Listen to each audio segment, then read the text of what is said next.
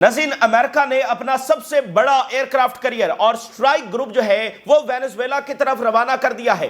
Bombers, وار ships اور اس سے پہلے ٹروپس جو ہے وہ ڈپلائی ہو چکے ہیں، اور اب یہ ایئرکرافٹ کیریئر جو ہے وہ وینزویلا کی طرف روانہ کیے گئے ہیں۔ صورتحال کافی ٹرمائل ہے۔ ابھی 24 گھنٹے ہوئے ہیں کہ ٹرمپ نے اناؤنس کیا ہے کہ وہ گراؤنڈ آپریشن وہاں پر کرنے جا رہے ہیں، تو اس کے ساتھ جو سٹرائکس ہیں ڈیفرنٹ بورڈز کے اوپر وہ جاری ہیں، اور اب یہ کیریئرز وہاں پر روانہ ہو گئے ہیں۔ تو ایکسپرٹس وارن کر رہے ہیں کہ جنگ کا خطرہ بہت زیادہ ہے، لیکن اس کے ساتھ ایک اور بڑا خطرہ یہ ہے کہ مس کیلکولیشن کا خطرہ ہے کہ کوئی بھی ایک عمل جو ہے اس کے نتیجے کے اندر صورتحال بہت زیادہ خراب ہو جائے گی، آؤٹ آف کنٹرول ہو جائے گی، اور یہ ایک گلوبل ایونٹ جو ہے وہ بن جائے گا، یعنی یہ اتنا بڑا محاذ جو ہے وہ کھل سکتا ہے۔ مثال کے طور آپ دیکھیے نا کہ اگر امریکہ لانچ کرتا ہے ایئر سٹرائکس اور آگے سے پھر وینزویلا ان کے ایئرکرافٹ کیریئر کو ہٹ کر دیتا ہے تو پھر کیا ہوگا، یا ان کی کسی بیس کو ہٹ کر دیتا ہے تو پھر کیا ہوگا، یا کوئی بھی ری ایکشن وہ آگے سے دے سکتے ہیں۔ وہ بھی اپنے ہزاروں میزائل جو ہے وہ ڈپلائی کر رہے ہیں۔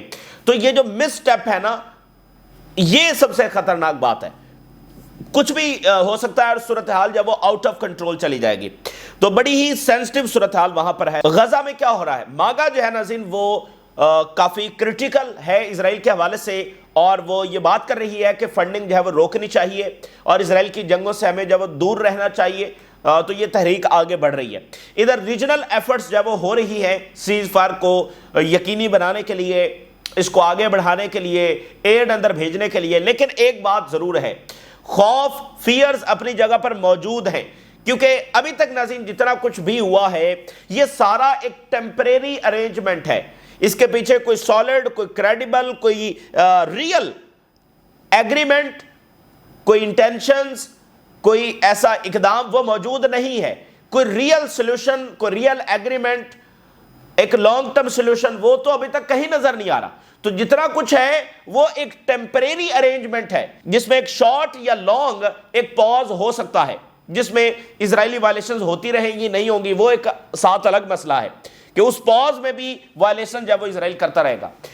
تو ابھی تک جتنا کچھ ہوا ہے تو وہ صرف ایک ٹیمپریری ارینجمنٹ ہے، کوئی سالڈ ریئل پیس، ریئل سلوشن وہ نہیں ہے۔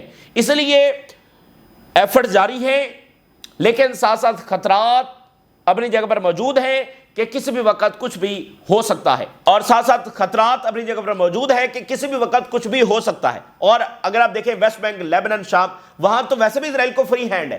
یہ تو ابھی صرف بات جب وہ غزہ کی ہے، ویسٹ بینک میں تو وہ جو کر رہے ہیں سیٹلر جو ہے وہ فلسطینیوں کے اوپر اٹیکس اس وقت کر رہے ہیں، اور لیبنان میں جو صورتحال ہے ادھر جناب علی یوکرین جو ہے کوalition آف ولنگ کی میٹنگ ہونے جا رہی ہے، جس میں برطانیہ کے پرائم منسٹر اس حق میں ہیں کہ رشین ایسٹس فریز کر لینے چاہیے، لانگ رینج ویپنز جو ہے وہ دے دینے چاہیے، اور یہ جو یورپینز اور ویسٹ کے اقتدار کا سینکڑوں سال کے اقتدار کا ڈکلائن ہے، اس میں یہ ایک بہت بڑا واقعہ ہوگا، رشیا کا پیسہ فریز کرنا اور اس کو استعمال کرنا۔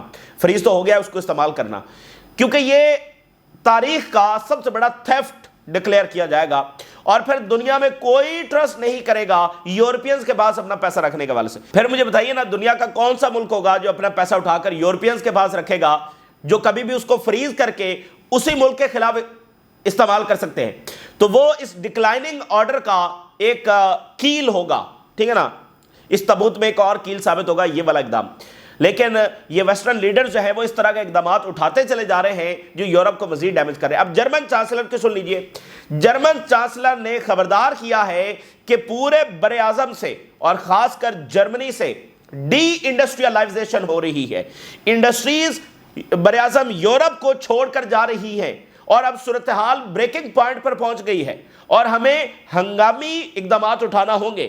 یورپ جو ہے وہ ڈی انڈسٹریلائزیشن دیکھ رہا ہے اور صورتحال بریکنگ پوائنٹ پر ہے، لیکن جو اس کی وجوہات ہیں، unnecessary wars، Ukraine, middle east, وہاں پر پیسے کا جانا، تو جو وجوہات ہیں اس پر کام نہیں کیا جا رہا، بلکہ اس سب کے باوجود خود جرمنی وہ ان جنگوں کو مزید سپورٹ کر رہا ہے۔ یہ بھی کہہ رہا ہے کہ صورتحال بہت خراب ہے، ڈی انڈسٹریلائزیشن سے بڑا کوئی زوال تو ہو نہیں سکتا، لیکن ڈی انڈسٹریلائزیشن جب وہ ہو رہی ہے، اور وہ ساتھ اقدام بھی وہ اٹھا رہے ہیں جو اس کرائسس میں مزید اضافہ کر رہے ہیں۔ اور دوسری طرف دیکھیے، ایک انگلی پر نچا رہا ہے چائنا پورے ویسٹ کو، جو ریئر ارتھ منرل کا ویپن اس کے پاس آیا ہے، اس کی بھی تاریخ میں کوئی مثال نہیں ملتی. اور جب ویسٹ لیبیا میں، شام میں، افغانستان میں، عراق میں، سوڈان میں، صومالیہ میں ان ملکوں کو ڈسٹرائے کر رہا تھا تو ادھر بزی تھا، تو چائنا جو ہے وہ اس انڈسٹری کے اوپر کام کر رہا تھا، خاموشی سے، چپکے سے، دھیرے سے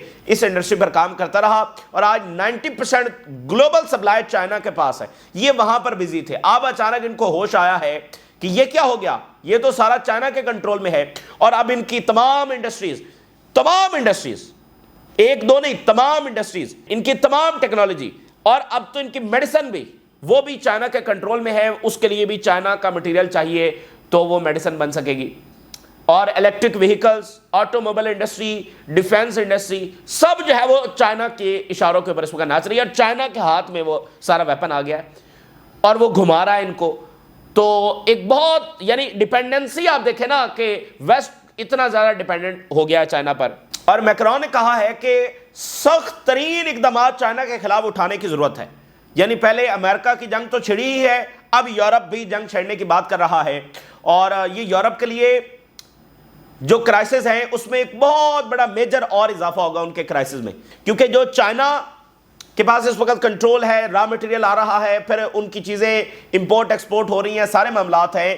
تو چائنا کے ساتھ جنگ کا مطلب یہ ہوگا کہ یورپ کی ایک بہت بڑی اسٹریٹجک مسٹیک، لیکن وہ یہ بھی کرنے جا رہے ہیں.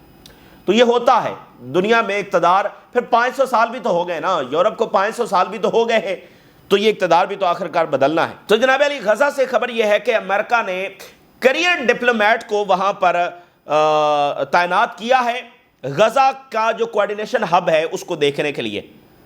یہ پہلے یمن میں ایمبیسڈر ہیں، ان کو یہاں پر جب وہ تعینات کیا گیا ہے، جو کوارڈینیشن سینٹر ہے وہاں پر یہ کیریئر ڈپلومیٹ جب بیٹھیں گے. اسٹیو بینن یہ ماگا کی بہت پاورفل پرسنالٹی ہیں. انہوں نے اسرائیل کو واسل سٹیٹ کہہ دیا ہے. U S protectorates Steve Bannon scathing comments has got under Netanyahu's skin. Israel under Netanyahu is not an ally of US but effectively a vassal state. یہ نتنیاہو کی قیادت میں اسرائیل ہمارا کوئی اتحادی نہیں ہے، بلکہ یہ ایک واسل سٹیٹ ہے. بس یہ ہمارے لیے غلام ہے اور ہم اس کو ڈکٹیٹ کریں گے کیسا کرنا ہے کیا نہیں کرنا. تو ماگا از بینگ ویری کریٹیکل. اور ایک اور گریٹ گیم جاری ہے ناظرین، اور وہ نارملائزیشن اور جو انیکسیشن ہے اس کو ایک بارگیننگ چپ کے طور پر استعمال کرنا ہے. U S using normalization as bargaining chip with Israel against annexing West Bank. یہ گریٹ گیم جاری ہے. یعنی اصل میں یہ اس طرح سے ہے کہ بھائی سعودی عرب، یہ سارے ملک جو ہیں وہ اسرائیل کے ساتھ نارملائزیشن کر لیں اور بدلے میں یہ کہا جائے کہ اسرائیل ویسٹ بینک کو انیکس نہیں کرے گا. تو وہ بھی کہیں کہ دیکھیں ہماری بڑی جیت ہو گئی، ہم نے ایک چیز منوا لی، ٹھیک ہے نا، تو اسرائیل کو نارملائزیشن جب وہ حاصل ہو جائے. تو اس طرح کی ایک گریٹ گیم بھی جاری ہے، لیکن یہ کافی ٹف ہوگا کیونکہ جو کچھ 2 سال میں ہوا یہ بڑا مشکل ہے بلانا. اور ادھر جرمنی کی $2 بلین کی ڈیل ہوئی ہے اسرائیل کے ساتھ. $2 بلین کے انہوں نے میزلز جو ہیں، یہ سپائک اینٹی ٹینک میزلز ہیں، $2 بلین کے یہ جرمنی نے اسرائیل سے خریدے ہیں. اور جو ٹام بیرک ہے یو ایس انوائے، وہ یہ کہہ رہا ہے کہ جو ٹرمپ کا ویژن ہے مڈل ایسٹ کے لیے، اس میں سب سے بڑی رکاوٹ کیا ہے؟ سب سے بڑی رکاوٹ حزب اللہ اور ایران ہے. تو حزب اللہ اور ایران کیوں رکاوٹ ہیں؟ کیونکہ ریجن کو سبجوگیٹ کرنے کے لیے یہ 2 طاقتوں کو ریموو کرنا جو بہت زیادہ ضروری ہے. تو ادھر نتنیاہو جو ہے وہ ریجیکٹ کر رہا ہے کہ ٹرکی کو ہم کسی صورت نہیں آنے دیں گے، اور وہ کہہ رہا ہے کہ آذربائیجان کی فوجیں آئیں، یو اے ای کی فوجیں آئیں. اب چونکہ آذربائیجان سے آخری وقت تک جب وہ آئل آتا رہا ہے اسرائیل کو، اور جب ایران پر حملہ ہوا تو پھر آذربائیجان کی ایئر سپیس بھی اس میں استعمال ہوئی ہے. آذربائیجان بہت کلوز ہے اسرائیل کے. تو کہہ رہا ہے آذربائیجان کی فوج آئے اور یو اے ای کی فوج آ سکتی ہے، کچھ اس طرح کے اور ملکوں کی فوج جو ہے وہ آ سکتی ہے، لیکن ٹرکی کی نہیں آئے گی. تو ٹرکی سے اس کو کافی فیئر ہے، لیکن ٹرکی کا رول بہت بڑھتا چلا جا رہا ہے. ٹرکی ایک بڑی پاور کے طور پر ایمرج ہو رہا ہے. اب آپ دیکھیے جرمن چانسلر ٹرکی کا دورہ کرنے جا رہے ہیں. اب ضرورت کیا پیش آئی ہے؟ ضرورت یہ ہے کہ ٹرکی جو ہے وہ ماڈرن ڈیفنس انڈسٹری بن چکا ہے، اور نیٹو میں 2nd لارجسٹ فورس جو ہے وہ ٹرکی کے پاس ہے. تو ٹرکی کا رول جو ہے، اور یورپ دیکھیں ڈیپینڈنس اس کی ہو رہی ہے Turkey per. German chancellor merge to visit Ankara for bilateral and regional talks, middle east भी उसमें डिस्कस होगा। तो नाज़रीन, जो एक रिवायती इक्वेशन थी कि मिडिल ईस्ट की जो पॉलिसी है वो इजराइल बनाता था और यूरोपियंस जो हैं वो इजराइल के मुताबिक एक्ट करते थे, लेकिन अब तब्दीली ये आई है कि एक तो यूरोपियंस मिडिल ईस्ट के ममालिक के ऊपर डिपेंडेंट हो गए हैं, वहां से इन्वेस्टमेंट्स, टर्की से हथियार, ये डिपेंडेंस ये हो गई है। दूसरा, जब डिपेंडेंस हो गई है तो अब उनके अपने मफादात में है कि वो उनके साथ जाकर डील करें। तो वो इक्वेशन के मिडिल ईस्ट उन पर डिपेंडेंट है और चूंकि उन पर डिपेंडेंट है तो इजराइल जैसे चाहे एक्सप्लॉइट कर ले, तो वो बैलेंस ऑफ पावर बिगड़ रहा है। ये एक बहुत बड़ी तब्दीली है। और जैसा कि आप देखिए, सऊदी अरेबिया और इटली बहुत ज़्यादा करीब आ रहे हैं। इटली के प्राइम मिनिस्टर ने, आपको याद है कि दौरा किया था सऊदी अरेबिया का, तो सऊदी अरेबिया और इटली इस वक्त बहुत करीब आ रहे हैं। Italy and Saudi Arabia set up there dialogue justice and business in focus. Saudi Arabia और इटली ने अपनी जो डिप्लोमेटिक और इकोनॉमिक रिलेशंस हैं उनको इंटेंसिफाई कर दिया है और स्ट्रेटजिक पार्टनरशिप के ऊपर दोनों का फोकस है। Economic diversification and regional stability और गाजा और मिडिल ईस्ट और ये सारा फ़लस्तीनी अथॉरिटी, ये सारा जनाब डिस्कस हो रहा है। रोम के अंदर इस वक्त सऊदी ऑफिशियल्स और इटली के ऑफिशियल जब मुलाकातें कर रहे हैं और दोनों मुल्क काफ़ी करीब आ रहे हैं। चूँकि सऊदी अरेबिया ने और जो गल्फ ने इन्वेस्टमेंट्स की हैं अमेरिका में, तो सबको पता चला है भाई इनके पास अच्छी खासी, पहले भी इनकी इन्वेस्टमेंट्स यूरोप में हैं, लेकिन अब वो ताल्लुकात, तो इकोनॉमिक टर्म्स में और मिलिट्री टर्म्स में यूरोपियंस को मिडिल ईस्ट की जरूरत है। तो वो रिवायती इक्वेशन जब वो बदल रही है। वेनेजुएला में क्या हो रहा है? जेराल्ड फोर्ड, ये एयरक्राफ्ट करियर है और ये पूरा एक स्ट्राइक ग्रुप है, इसके साथ वॉरशिप्स मूव करते हैं, पूरा एक स्ट्राइक ग्रुप है।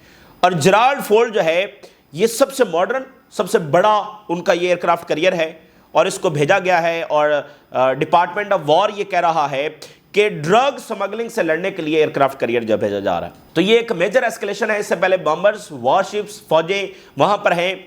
तो US troops near by Venezuela goes full alert in case.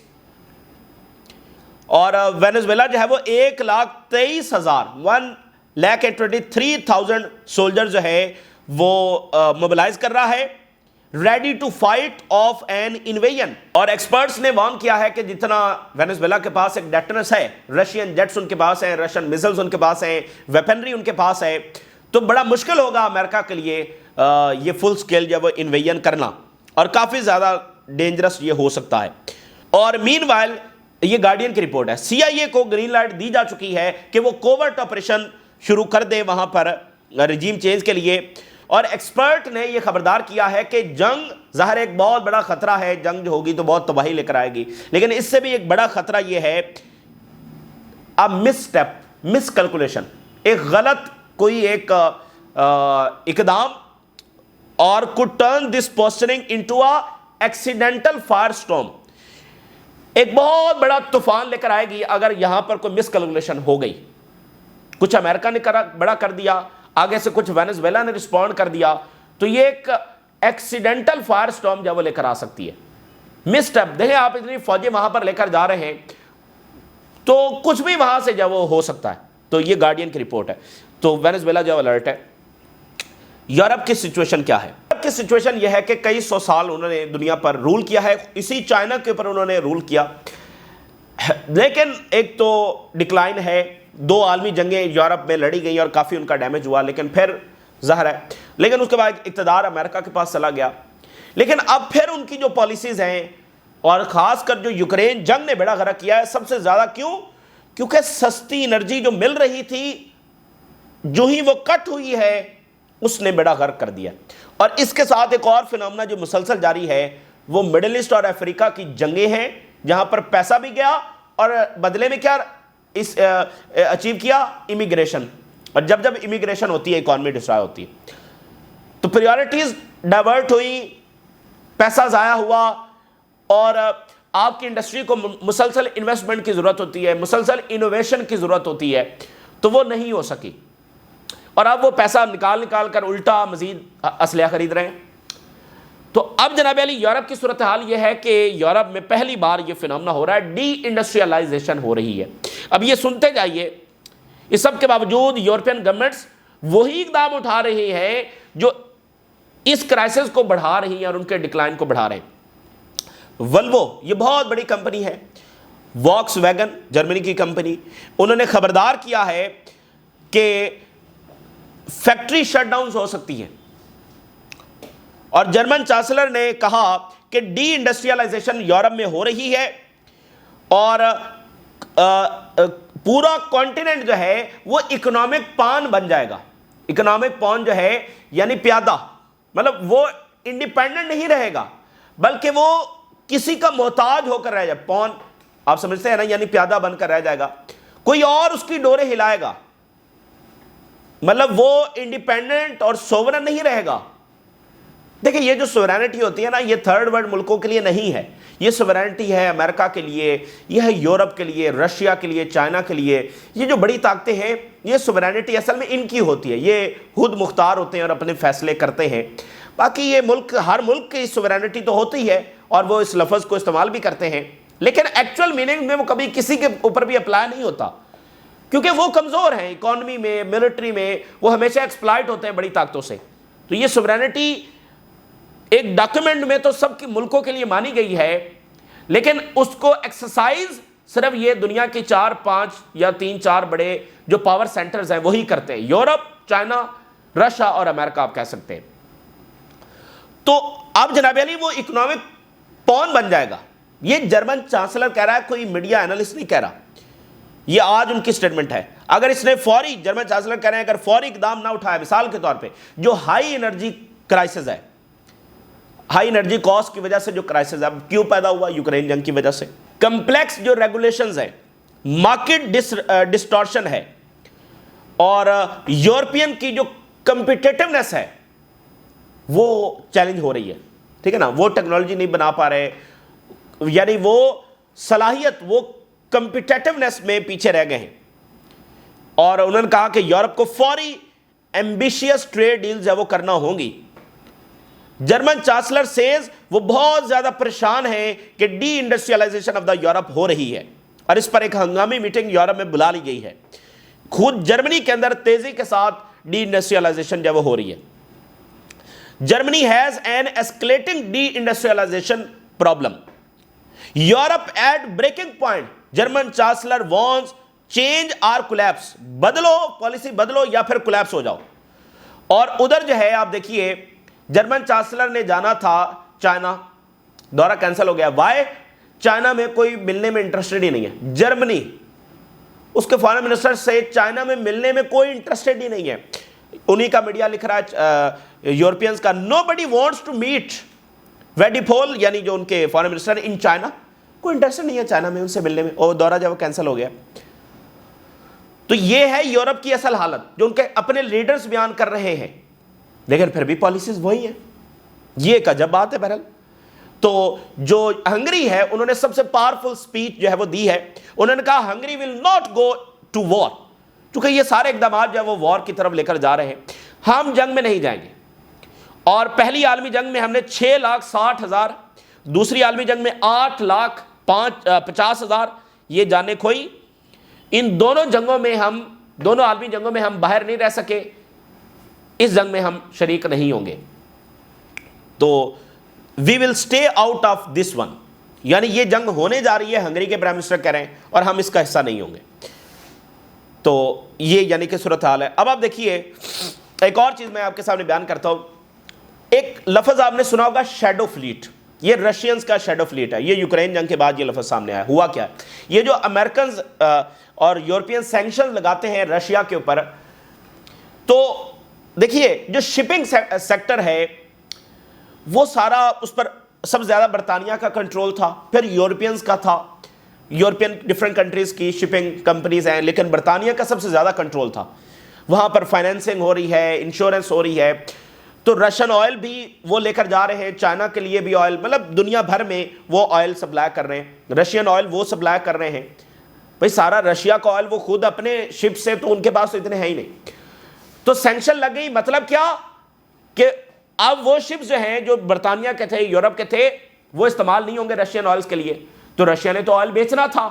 تو کیا ہوا؟ دنیا میں الٹرنیٹو جو شپنگ ایک فورس ہے وہ وجود میں آئی، برکس کی شپنگ فورس، چائنا کے شپس ہیں، باقی کے شپس ہیں. تو اب ہو یہ رہا ہے ان کی سینکشنز رشیا کے اوپر کام کیوں نہیں کر رہی؟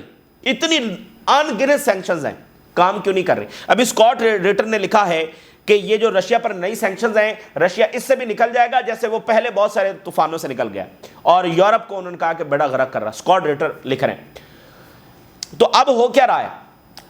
Same amount of Russian oil sale ہو رہا ہے.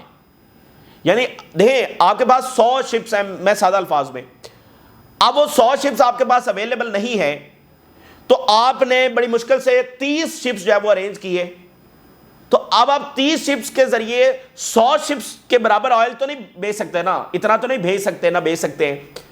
لیکن نہ رشیا کو کوئی ریونیو کے حوالے سے فرق پڑا اور نہ آئل کو شپنگ کرنے میں کوئی فرق پڑا. یعنی سیم اماؤنٹ آف آئل جو یوکرین جنگ سے پہلے رشیا دے رہا تھا، سیم اماؤنٹ آف آئل جو ہے وہ جو متبادل شپنگ فورس جو وہ وجود میں آئی ہے، جس کو شیڈو فلیٹ کہا جاتا ہے، جو اصل میں برکس نیشنز اس کو چلا رہی ہیں، تو same amount of Russian oil ان کے ذریعے جا رہا ہے، کوئی فرق نہیں پڑا.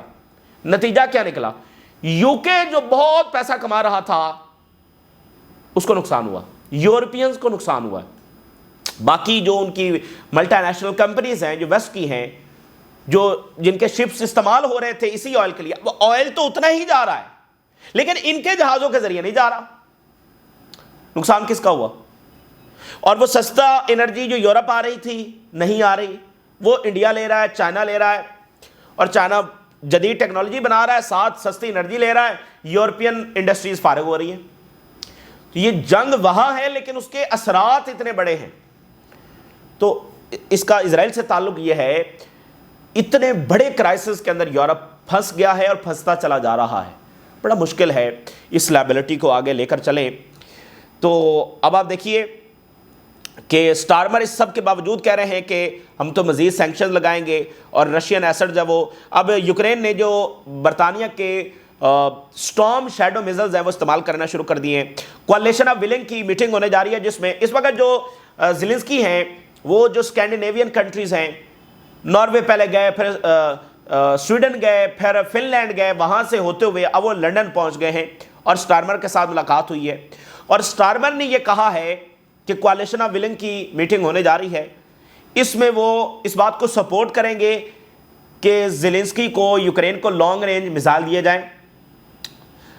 حالانکہ برطانیہ کا آرمی چیف کہہ چکا ہے کہ یوکرین جیت نہیں سکتا، لیکن لانگ رینج میزائل دیے جائیں. جو رشین ایسٹس ہیں وہ فریز جو ہیں وہ استعمال کر لینے چاہیے. $140 بلین کی ابتدائی رقم جو وہ ان کو دے دینی چاہیے، اور کنکریٹ سٹیپس لینے چاہیے رشیا کی جو انرجی ہے اس کو گلوبل مارکیٹ سے ختم کرنے کے لیے. ٹھیک ہے نا؟ یعنی وہی اقدام جو ان کو نقصان پہنچا رہے. بھائی لانگ رینج میزائل دیں گے تو کیا ہوگا؟ رشیا ہار جائے گا، رشیا پیچھے ہٹ جائے گا؟ نہیں، ایسکیلیشن ہوگی. یورپ اور نیٹو رشیا کے ساتھ جنگ کے مزید قریب ہوں گے. اس کے علاوہ آن گراؤنڈ کوئی فرق نہیں پڑے گا. پیسہ فریز کریں گے، عالمی جنگ کو مزید دعوت دیں گے، اور ایک فائنینشل سسٹم میں یہ آخری کیل ثابت ہوگا اس تبوت کا، اس فائنینشل سسٹم کا. کوئی اپنا پیسہ یورپ میں نہیں رکھنے جا رہا ہے، کوئی اپنا آلریڈی وہ نکالنا شروع ہو گئے، آلریڈی ایک پیرالل فائنینشل سسٹم بننا شروع ہو گیا ہے. تو یہ استعمال جو ہے ابھی دیکھیں نا، یورپ کیوں نہیں کر سکا؟ کیونکہ یہ فیصلہ ہی اتنا بڑا ہے، اس لیے وہ نہیں کر سکے ہیں. یہ کوئی آسان، یہ ہسٹری کا سب سے بڑا تھیفٹ ہوگا، یہ اتنا آسان نہیں ہے. تو اس لیے وہ ایگری نہیں کر پا رہے ہیں. وہ کہہ رہے ہیں کہ نہیں، یہ پیسہ جب استعمال ہمیں کر لینا چاہیے. اور میکرون کہہ رہے ہیں کہ اسٹرانگسٹ ٹریڈ ٹولز چائنا کے اوپر استعمال کرنے چاہیے. Macron tells European Union to weigh using strongest trade tool on China. اب چائنا کے ساتھ مسئلہ یہ ہے کہ چائنا نے ان کے منرلز کو ریسٹرکٹ کر دیا ہے، جس سے ان کی انڈسٹری داؤ پر لگ گئی ہے. تو وہ کہہ رہے ہیں کہ ٹف ایکشن چائنا خلاف لو تاکہ اس کو جھکایا جا سکے اور اپنی مرضی کی ڈیلز کی جا سکیں. وہ کیا ہوں گی؟ بلکہ چائنا ان کے خلاف مزید سخت اقدام اٹھائے گا. تو یہ لڑائی آنے والے دنوں میں بڑھنے جا رہی ہے. اور بلومبرگ نے لکھا ہے کہ چائنا کے منرلز نے جو میڈیسنز ہیں ان کے اوپر بھی مونوپلی حاصل کر لی ہے. 700 US میڈیسنز ہیں، 700 ٹائپ آف US میڈیسنز. وہ ان کے لیے وہ انگریڈینٹس چاہیے جو ایکسکلوسیولی چائنا سے آتے ہیں. یہ تو بالکل وہی بات ہے کہ جیسے قوموں میں اقتدار بدلتا ہے، چائنا ایسے گھما رہا ہے ان کو انگلی پر، اور ٹرمپ اور جو ملاقات ہونے جا رہی ہے شی جن پنگ کی، اس کے 48 گھنٹوں بعد وہ ڈیٹ ہے کہ جب 100% ٹیرف چائنا پر لگ جائیں گے، تو یہ کچھ بھی حل نہیں ہوگا، بلکہ لڑائی جو ہے وہ آگے آنے والے دنوں میں بڑھے گی۔ اور اچانک یہ ویسٹ جو ہے وہ جاگا ہے کہ اچھا یہ منرلز اتنے ضروری ہیں اور یہ ہمارے ہاتھ میں نہیں بلکہ یہ چائنا کے ہاتھ میں ہیں، تو جھکا نہیں سکتے اور نہ ہی چائنا کو انویڈ کر سکتے ہیں، وگرنہ وہ جاتے اور حملہ کرتے اور جمہوریت کے نام کے اوپر اور ہیومن رائٹس اور ڈرگز کے نام کے اوپر وہاں پر جو ہے وہ منرلز لے آتے، لیکن یہ پاسبل نہیں ہے۔ تو یہ جناب اس وقت کی صورتحال اور پورا منظرنامہ ہے جو آپ کے ساتھ شیئر کیا، آپ نے رائے آگاہ کریں، اجازت دیجیے، اللہ حافظ۔